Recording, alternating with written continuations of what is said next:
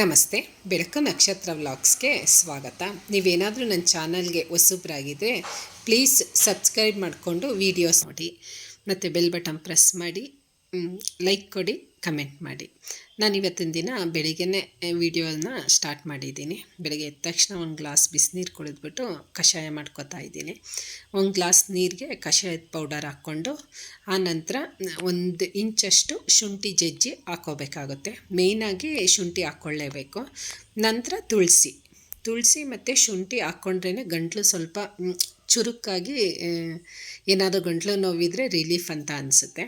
ಈಗ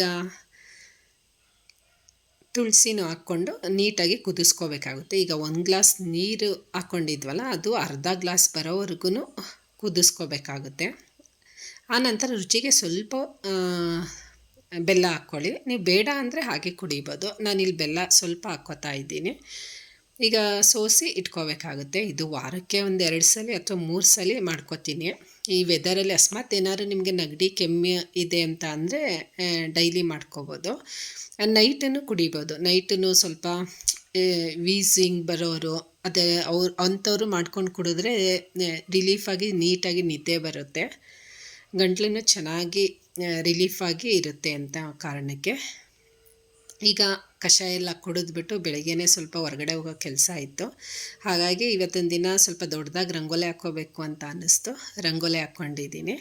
ಆನಂತರ ಬೇಗ ಕ್ವಿಕ್ಕಾಗಿ ಮಾಡುವಂತಹ ಬ್ರೇಕ್ಫಾಸ್ಟ್ ಅಂತ ಅಂದರೆ ಉಪ್ಪಿಟ್ಟು.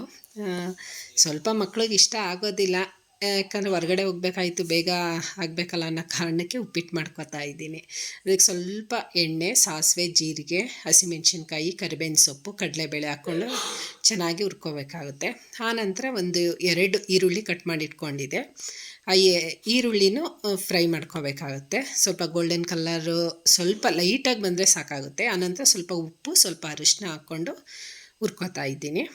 ಆನಂತರ ಒಂದೇ ಒಂದು ಟೊಮೊಟೊ ಕಟ್ ಮಾಡಿ ಹಾಕ್ಕೋತಾ ಇದ್ದೀನಿ.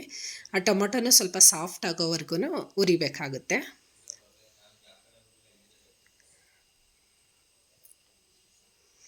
ಆನಂತರ ಆ ಟೊಮೊಟೊ ಎಲ್ಲ ಸಾಫ್ಟ್ ಆದಮೇಲೆ ನಾನು ಈ ಲೋಟದಲ್ಲಿ 2 ಲೋಟದಷ್ಟು ರವೆ ತೊಗೊಂಡಿದ್ದೀನಿ. ಹಾಗಾಗಿ 4 ಲೋಟದಷ್ಟು ನೀರು ಹಾಕ್ಕೊಂಡು ಆ ನೀರು ಕುದಿ ಬಂದಮೇಲೆ ರವೆನ ಹುರಿದಿಟ್ಕೊಂಡಿದ್ದೆ.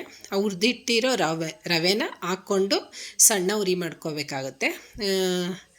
ಮಿಕ್ಸ್ ಮಾಡಿಕೊಂಡು ಆನಂತರ ಒಂದು 5 ನಿಮಿಷ ಆದಮೇಲೆ ನೋಡಿದ್ರೆ ಉಪ್ಪಿಟ್ಟು ರೆಡಿಯಾಗಿದೆ. ಈಗ ಮನೆಯವ್ರಿಗೆ ಟೈಮ್ ಆಯಿತು, ಡ್ಯೂಟಿಗೆ ಹೋಗಬೇಕಾಗಿರೋ ಕಾರಣ ಬೇಗ ಅವರಿಗೆ ತಿಂಡಿ ಹಾಕ್ಕೊಡ್ತಾ ಇದ್ದೀನಿ.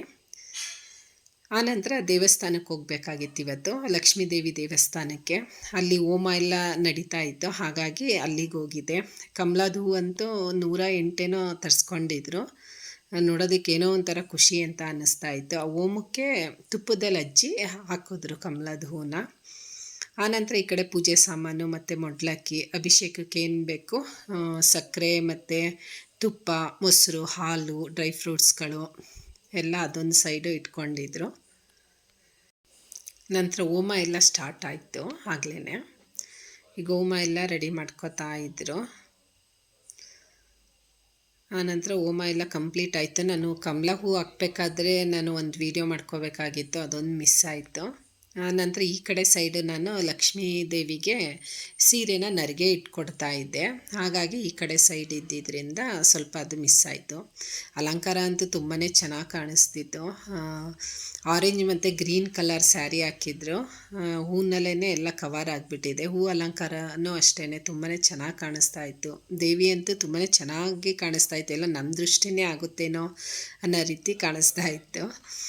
ಆನಂತರ ಗಣಪತಿ ಮತ್ತು ಲಕ್ಷ್ಮೀ ವಿಗ್ರಹಕ್ಕೆ ಅಭಿಷೇಕ ಎಲ್ಲ ಮಾಡ್ತಾಯಿದ್ರು. ಅಭಿಷೇಕ ನೋಡೋದೇ ಒಂದು ಖುಷಿ ಅಂತ ಅನಿಸುತ್ತೆ ನನಗಂತೂ. ಮತ್ತು ಆ ಜೇನುತುಪ್ಪ ಹಾಕ್ಬೇಕಾದ್ರಂತ ಆ ವಿಗ್ರಹ ಏನೋ ಒಂಥರ ಕಳೆ ಅಂತ ಅನಿಸುತ್ತೆ. ಹಾಲು, ಮೊಸರು, ಜೇನುತುಪ್ಪ, ಡ್ರೈ ಫ್ರೂಟ್ಸ್, ಸಕ್ಕರೆ ಇವುಗಳಿಂದ ಅಭಿಷೇಕ ಮಾಡಿಕೊಂಡ್ರು. ಏನೋ ಒಂಥರ ನೆಮ್ಮದಿ ಅಂತ ಅನಿಸುತ್ತೆ. ಈ ದೇವಸ್ಥಾನಗಳಿಗೆಲ್ಲ ಹೋಗಿ ಬಂದಾಗ ಸ್ವಲ್ಪ ಮನಸ್ಸಿಗೆ ನೆಮ್ಮದಿ ಅಂತ ಅನಿಸುತ್ತೆ.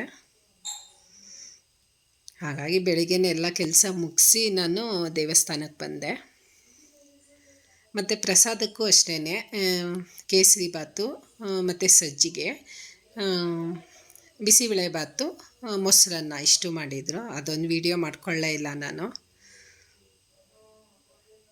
ಈ ರೀತಿ ದೇವಸ್ಥಾನ ಅಲಂಕಾರ ಎಲ್ಲ ತುಂಬಾ ಚೆನ್ನಾಗಿತ್ತು. ಹೊರ್ಗಡೆನೂ ಅಷ್ಟೇ, ಹೊರ್ಗಡೆ ಒಳಗಡೆ ಗುಡಿನಲ್ಲಿ ಲಕ್ಷ್ಮೀ ದೇವಿ ಇರೋದು, ಹೊರ್ಗಡೆ ಮಾರಮ್ಮ ಇರೋದು. ಅಲ್ಲೂ ಸುಧಾ ಹೂ ಅಲಂಕಾರ ಎಲ್ಲ ತುಂಬಾ ಚೆನ್ನಾಗಿ ಮಾಡಿದರು.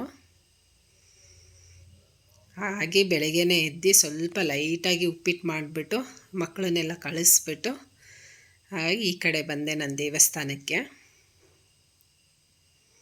ಈಗ ಅಭಿಷೇಕ ಎಲ್ಲ ಆಲ್ಮೋಸ್ಟು ಮುಗಿತಾ ಇದೆ.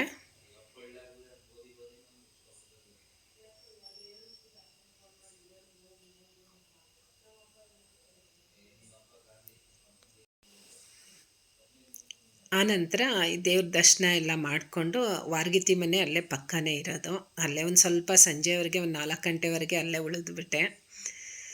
ಹೊರಗಡೆ ಅಲಂಕಾರ ನೋಡೋದ ಈಗ ನೋಡಿ ಎಷ್ಟು ಚೆನ್ನಾಗಿದೆ ಅಂತ. ಇವತ್ತಿನ ವ್ಲಾಗ್ ಹೀಗಿತ್ತು. ನೀವೇನಾದರೂ ಹೊಸಬ್ರಾಗಿದ್ದರೆ ನನ್ನ ಚಾನಲ್ಗೆ ಸಬ್ಸ್ಕ್ರೈಬ್ ಮಾಡ್ಕೊಳ್ಳಿ. Thank you.